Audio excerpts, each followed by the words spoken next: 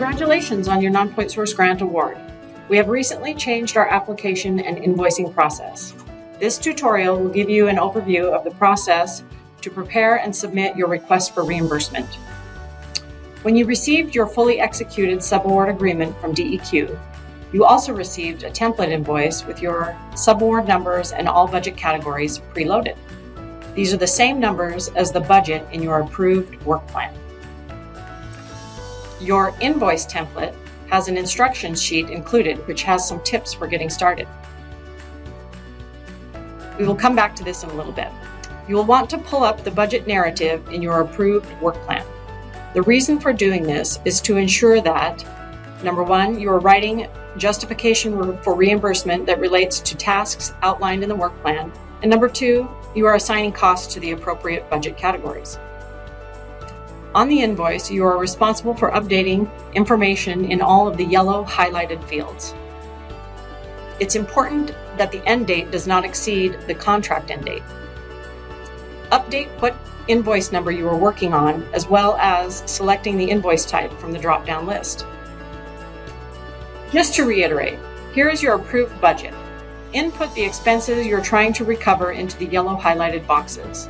This is where you'll want to refer to your budget narrative. As an example, we filled out column D, funds reported this invoice. You'll notice that these values are getting carried over into column E, total reported. And because this is the first invoice, there are no values in column C, funds previously reported to date. The total funds being requested will show below. Section C is where you'll record your matching funds reported to date. These should also be supported by the sources of match on page 13 in your work plan. Section D provides a summary of your transactions. You are required to provide justification for requested reimbursements that tie your work plan to your budget categories. Here's an example. You can either include a narrative in the invoice or attach additional documentation. Refer back to the Instructions tab of your invoice template. Send the Excel file to your invoice along with the receipts and all backup documentation to npsgrants@deq.idaho.gov. Depending on the attachment size, you may need to send your documents in multiple emails. Please include your subaward number in the subject line of each email. DEQ will review your reimbursement request. When all justification and backup documentation has been received, we will send you a PDF copy of your invoice for signature.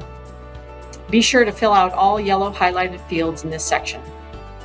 Send the signed PDF copy of the invoice back to npsgrants@deq.idaho.gov.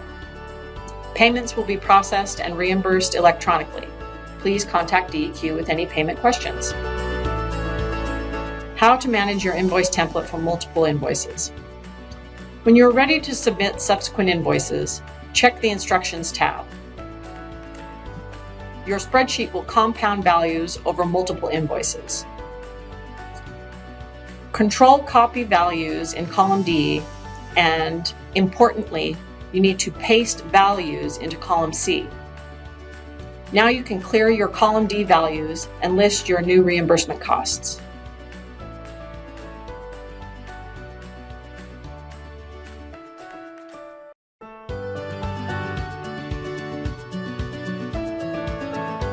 Contact DEQ with any questions or concerns, or if you need a copy of your invoice template.